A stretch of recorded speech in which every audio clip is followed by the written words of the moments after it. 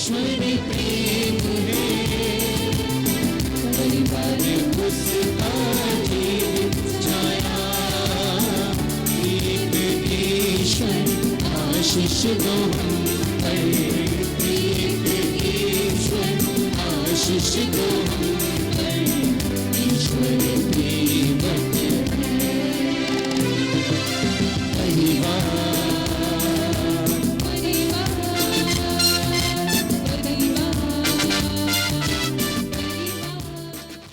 पिता, पुत्र और पवित्र आत्मा के नाम पर आमीन। क्रिस्त में मेरे प्यारे भाइयों और बहनों, आज हम मनन चिंतन करते हैं पवित्र त्रित्व का निवास पवित्र परिवारों के साथ। क्रिस्तीय होने के नाते हम अपने दिन की शुरुआत क्रूस का चिन्ह बनाकर करते हैं, जिसमें त्रिएक ईश्वर का नाम शामिल है, पिता, पुत्र और पवित्र आत्मा। ये त्रिएक ईश्वर सृष्टिकर्ता, उद्धारकर्ता और सहायक के रूप में तीन रूप है।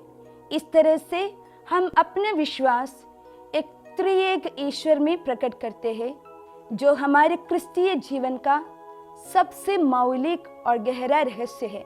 हम पवित्र त्रित्व को रहस्य कहते हैं क्योंकि ये तीन अलग अलग व्यक्ति है, लेकिन एक तत्व, एक दिव्य स्वरूप, एक ईश्वर के रूप में घनिष्ठ रूप से एकजुट है। ये एक दिव्य परिवार है, एकता का एक आदर्श परिवार, प्रेम का एक मिलन है। उत्पत्ति ग्रंथ के पहले अध्याय से लेकर प्रकाशन ग्रंथ के अंतिम अध्याय तक हम ईश्वर के विभिन्न छवियों को अलग नाम पर पढ़ते हैं। उनमें से कुछ सृष्टिकर्ता, पवित्र, ईश्वरों का ईश्वर, आदि और अंत है। इन सभी के अलावा संत योहन ने अपने पहले पत्र में ईश्वर को प्रेम के रूप में संबोधित किया है। हम एक बार संत योहन के पहले पत्र अध्याय 4 वाक्यांश 7 और 8 को पढ़े।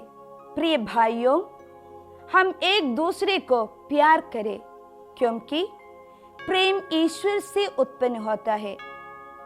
जो प्यार करता है वह ईश्वर की संतान है और ईश्वर को जानता है। जो प्यार नहीं करता वह ईश्वर को नहीं जानता, क्योंकि ईश्वर प्रेम है। हम सभी जानते हैं कि प्रेम मिलन और साझा के माध्यम से व्यक्त और अनुभव किया जाता है। जब हम किसी जीव की उत्पत्ति के बारे में सोचते हैं तो हमें ज्ञात होता है कि प्रेम के कारण वह जीव अस्तित्व में आया। सच्चे प्रेम का स्वभाव बाधित या सीमित नहीं है, बल्कि वृहद और विस्तार है। संत योहन के सुसमाचार अध्याय 10 वाक्यांश 30 और अध्याय 14 वाक्यांश 26 में पवित्र त्रित्व के प्रेम को खूबसूरती से विचित्रित किया गया है। मैं और पिता एक है। इसके अलावा यह फिर कहता है, परंतु वह सहायक, वह पवित्र आत्मा जिसे पिता मेरे नाम पर भेजेगा, तुम्हें सब कुछ समझा देगा। यहाँ हम पवित्र त्रित्व की छवि को प्रेम की एकता के रूप में देखते हैं, जो कि प्रेम पूर्ण आत्मत्याग और इस पवित्र त्रित्व में तीन दिव्य व्यक्तियों की एकता है। इन अविभाज्य व्यक्तियों के बीच प्रेम का आदान प्रदान केवल उन्हीं में सीमित नहीं रहता है, बल्कि ये रचनात्मक प्रेम के रूप में एक घनिष्ठ प्रेम से बहता है। दुनिया और विशेष रूप से मानवता की रचना ईश्वर के प्रेम की अभिव्यक्ति और प्रकटीकरण है। हालांकि ईश्वर के रहस्योद्घाटन की पूर्णता नाजरत के यीशु क्रिस्त के मानवीय चेहरे के माध्यम से आई थी। ये हमारे लिए ईश्वर के प्रेम की एक ठोस अभिव्यक्ति है। देहधारण के रहस्य का एक हिस्सा ये भी है कि ईश्वर न केवल मनुष्य बने, बल्कि उन्होंने खुद को एक मानव परिवार में शामिल कर लिया। इससे पता चलता है कि ईश्वर की एक गहन इच्छा है कि मानव प्राणी जो उनके प्रतिरूप है, मुक्ति के इतिहास में आवश्यक भूमिकाएं निभाए। हम एक पल के लिए इसके बारे में सोचें। पवित्र त्रित्व ने अपने सदस्यों में से एक जन को पालन के लिए दो मनुष्यों मां मरियम एवं जोसेफ को एक जबरदस्त भूमिकाएं सौंपी। जिस प्रकार यीशु पवित्र त्रित्व के प्रेम बंधन में संयुक्त थे, उसी प्रकार मां मरियम एवं धर्मी जोसेफ को प्रेम बंधन में संयुक्त थे। ये हमें विवाह के लिए ईश्वर के उद्देश्य के बारे में सिखाता है। संत पिता बेनेडिक्ट 16वें पवित्र परिवार के बारे में समझाते हैं और कहते हैं, ईश्वर ने पारिवारिक गोद में जन्म लिया और दुनिया में आकर ये दिखाया कि परिवार उनसे मिलने और उनको जानने का एक निश्चित तरीका और संस्था है और सभी लोगों की प्रेमपूर्ण एकता के लिए काम करने का एक स्थायी आह्वान है। पवित्र परिवार एक सांसारिक प्रतीक है, पवित्र त्रित्व की एक मूर्त छवि है। परिवार में प्रत्येक व्यक्ति अलग है, फिर भी वे एक परिवार है। वे एक ऐसे प्रेम में एकजुट है जो स्वार्थ पर केंद्रित नहीं है, बल्कि एक दूसरे और उनके आसपास के सभी लोगों का ध्यान रखते हैं। एक अर्थ में पवित्र परिवार अदृश्य त्रिएक को संसार में दृश्यमान बनाते हैं। वे दिव्य प्रेम को वास्तविक बनाते हैं। आइए हम पवित्र परिवार की ओर मुड़े और देखें कि वे एक दूसरे से और हमसे कैसे संबंधित है। यीशु ख्रिस्त ईश्वर के शब्द ये प्रकट करते हैं कि उनके पिता धैर्यपूर्वक अपने पदभ्रष्ट बच्चों का उनके पास लौटने की प्रतीक्षा कर रहे हैं। उड़ाव पुत्र का दृष्टांत के माध्यम से यीशु ख्रिस्त एक ऐसी ईश्वर का चित्रण करते हैं जो न केवल प्रतीक्षा कर रहे हैं, बल्कि क्षितिज पर अपनी आंखों से हमें खोज रहे हैं। जब हम अपने आप को यीशु ख्रिस्त के दयालु प्रेम में समर्पित करते हैं, तो हमारी कमजोरियां, यहाँ तक कि हमारे पाप भी यीशु ख्रिस्त की दया की बाहों में समर्पण करने का अवसर बन जाते हैं। हम उस दया से भर जाते हैं और हम इसे दूसरों को देने के लिए तैयार हो जाते हैं। हमारी धन्य माँ मरियम हमेशा यीशु ख्रिस्त की ओर इशारा करती है, जैसे उन्होंने काना नगर के विवाह पर्व में किया था। वह वैसी ही यीशु ख्रिस्त की ओर मुड़ती है और हमारे लिए विनती करती है। वह यीशु ख्रिस्त को ये नहीं बताती है कि हमारी समस्याओं को कैसे ठीक किया जाए, बल्कि हमारे निवेदनों को यीशु ख्रिस्त के सामने व्यक्त करती है।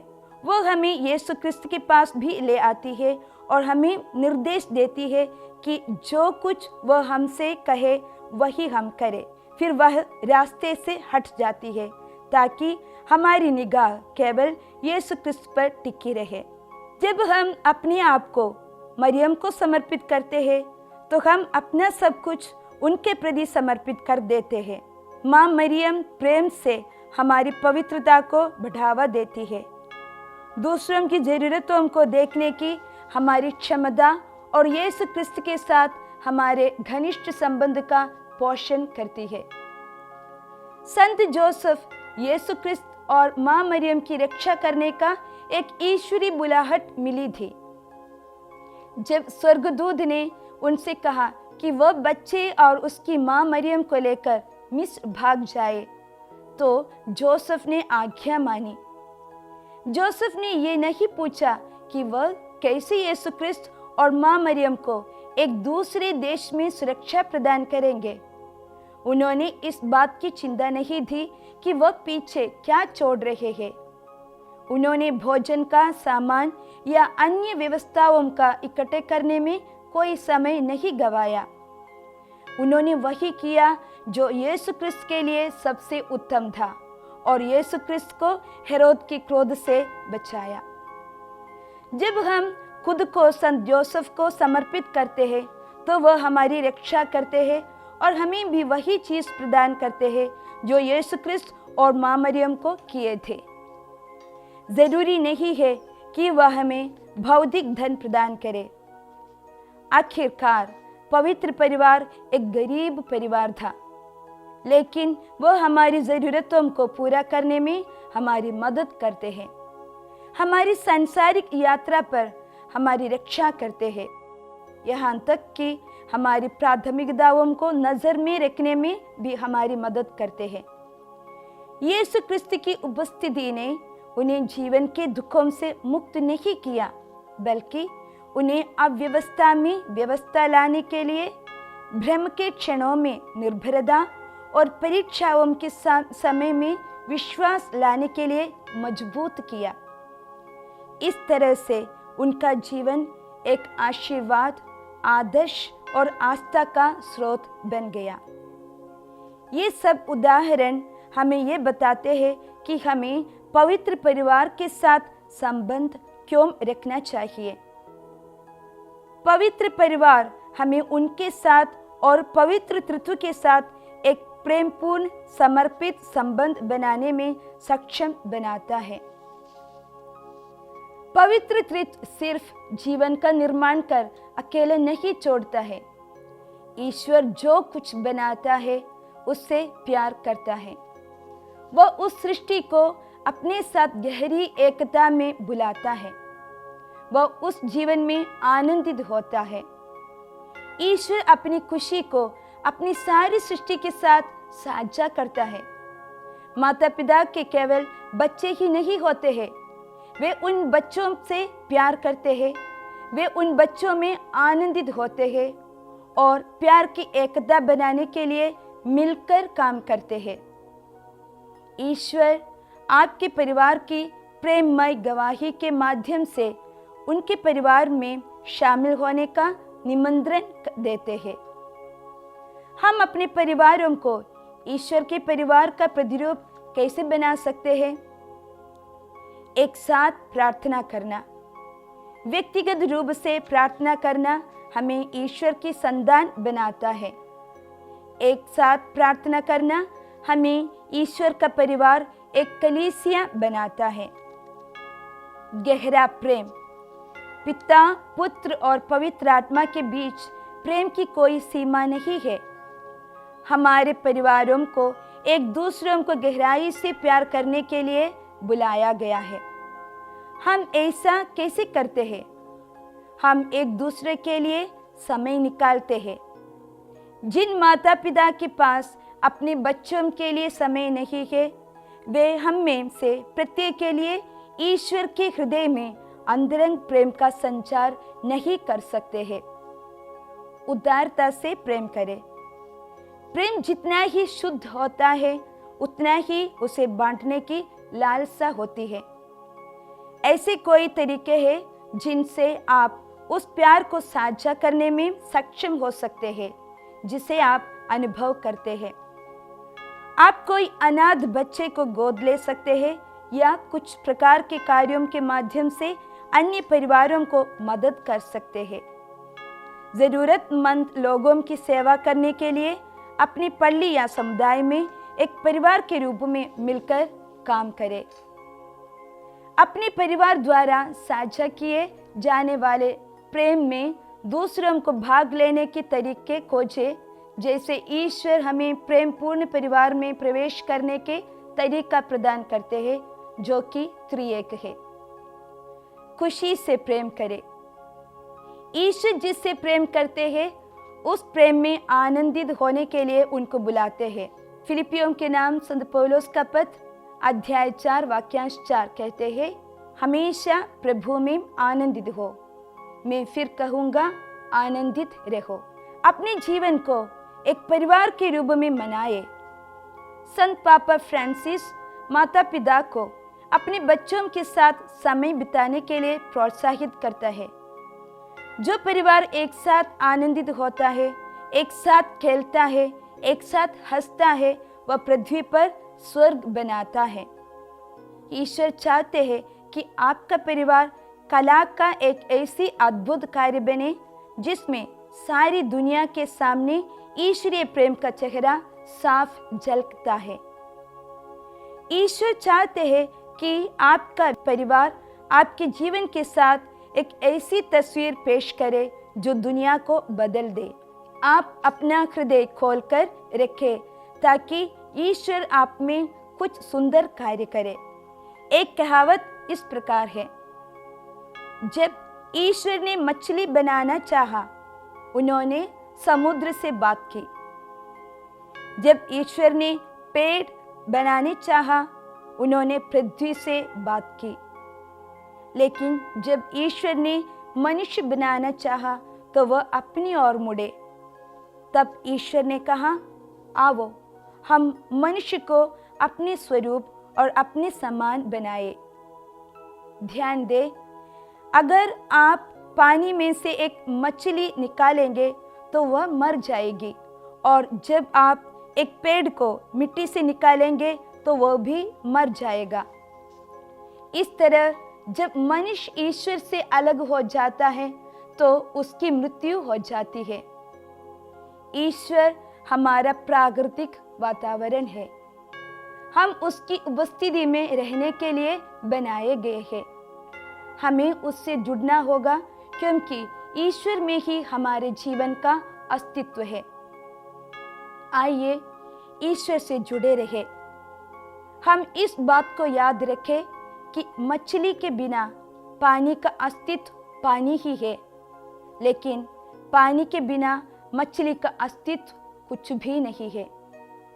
पेड़ के बिना मिट्टी मिट्टी ही है, लेकिन मिट्टी के बिना पेड़ कुछ भी नहीं है। मनुष्य के बिना ईश्वर ईश्वर ही है, लेकिन ईश्वर के बिना मनुष्य कुछ भी नहीं है। हम प्रार्थना करें कि हम निरंतर यीशु से जुड़े रहें। पवित्र त्रित्व इसमें हमारी सहायता करे। आमीन।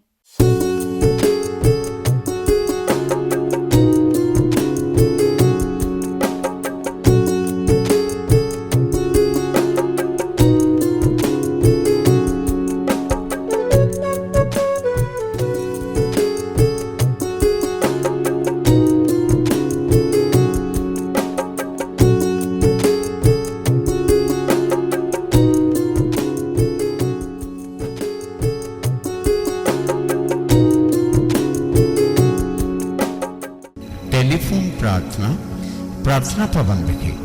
टेलीफोन प्रार्थना शरीरिक चंगियाई, घर विच बरकत, नशे की गुलामी तो छुटकारा पाउण लई प्रार्थना भवन विखे टेलीफोन द्वारा प्रार्थना प्राप्त करो। सिर्फ प्रार्थना भवन टीवी ते अते देखते रहो प्रार्थना भवन टीवी।